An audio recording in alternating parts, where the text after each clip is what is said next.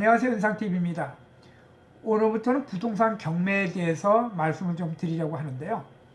우리가 일반적으로 부동산 경매하면은 굉장히 어렵고 또는 가격이 싸고 뭐 이렇게 어떤 단편적인 내용만 인식하고 경매에 대해서 쉽게 접근했다가 또 경매를 쉽게 포기하시는 분들이 많이 발생하고 있는데요.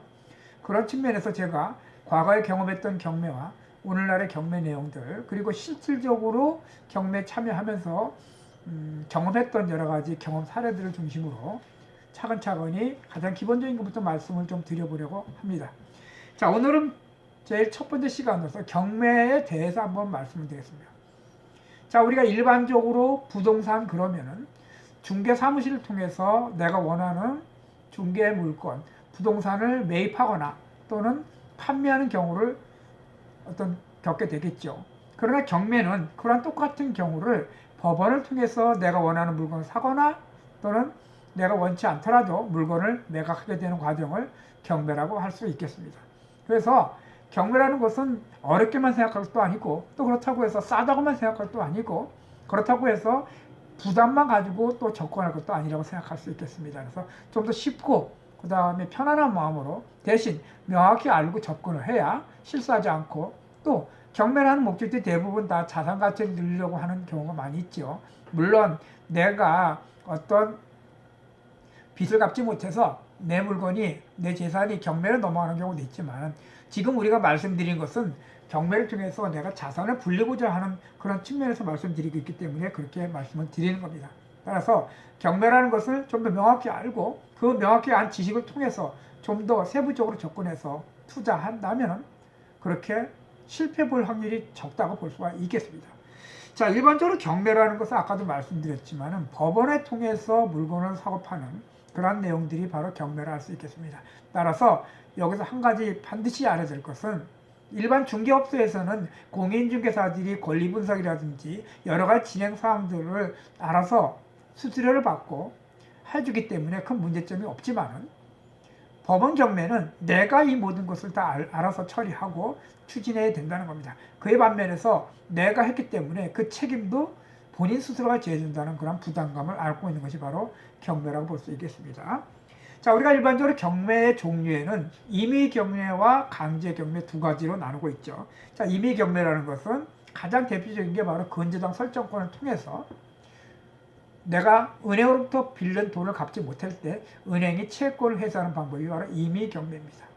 자, 이에 반해서 강제 경매는 이러한 물건에 의한 경매가 아닌 채권, 즉 말해서 어떤 보증금이라든지 소송 기타 등등 무슨 빌려준 돈이라든지 이러한 권원을 통해서 법원으로 판결을 받는 돈, 그 법원으로부터 판결을 받은 거로 인해서 재산을 압류하고 압류한 재산을 처분하는 과정을 바로 강제 경매라고 할 수 있겠습니다. 그래서 주로 경매는 임의 경매와 강제 경매 두 가지를 나누는데요. 실무에서 대부분 상당수 거의 많은 부분들이 다 임의 경매로 진행을 할 수 있겠죠. 또 이 경매, 임의 경매에서는 실질적 경매와 형식적 경매 두 가지를 또 나눠볼 수가 있는데요.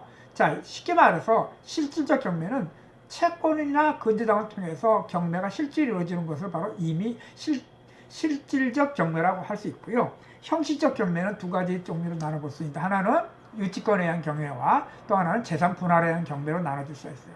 이 두 가지의 특징이나 내용들은 나중에 차후에 다시 구체적으로 한번 말씀을 드리기로 하고요. 이렇게 경매는 나눠질 수 있다는 것을 말씀을 드리는 겁니다. 자, 우리가 그런데 경매를 함에 있어서 경매 물건은 굉장히 많이 있죠. 그래서 우리는 이 다양한 경매 중에서 내가 가장 자신 있고 가장 할 수 있는 경매 물건을 선점해서 하는 것이 중요한데 우리는 대부분 주거용에 대한 경매 물건을 취급하게 되고 그 다음에 내용들을 공부를 많이 하죠. 그래서 아파트라든지 빌라라든지 단독주택이라든지 중에 많이 하고요.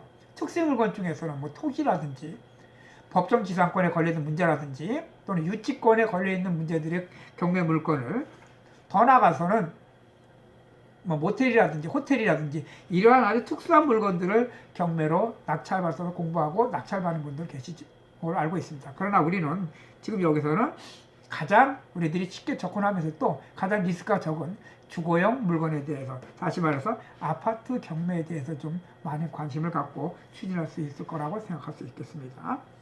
자, 경매는 낙찰받고 내가 경매의 주인이 되는 것도 중요하지만은 결국에는 경매라는 것은 그 경매 물건을 파고자 하는, 투자 수익을 얻고자 하는 데 목적을 갖고 있기 때문에 물건을 분석하는 것이 가장 중요하다고 볼 수 있겠습니다. 따라서 경매의 가장 근본은 물건을 분석하고 그 물건을 어떻게 팔 수 있는지, 그러기 위해서는 권리 분석이 필요한 거겠죠.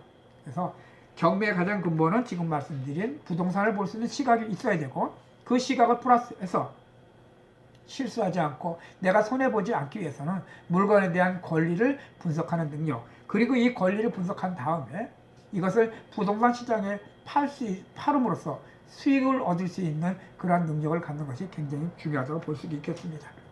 자, 오늘 이번 첫 번째 시간은 경매란 것은 법원을 통해서 물건을 사고 파는 경우며, 그 물건을 사고 팔기 위해서는 물건 분석이라든지 권리 분석이라든지 그러한 내용들을 먼저 선점하고 있어야 되는 것을 말씀을 드렸습니다. 다음 시간에서는 특히 이 경매에 임의 경매와 강제 경매 중에서 주거용에 대해서 지금 말씀을 드리고 있는데요. 주거용을 하기 위해서는 경매 물건의 권리 분석이 가장 기본인데, 그 권리 분석의 가장 핵심은 말소 기준 권리와 전입신고 확정일자를 알아야 된다는 것입니다.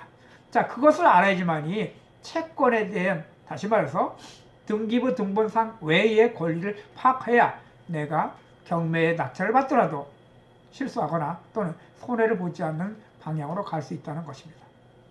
다음 시간에는 이러한 가장 기본적인 경매의 첫 번째 말소 기준 권리에 대해서 말씀을 드리겠습니다. 감사합니다.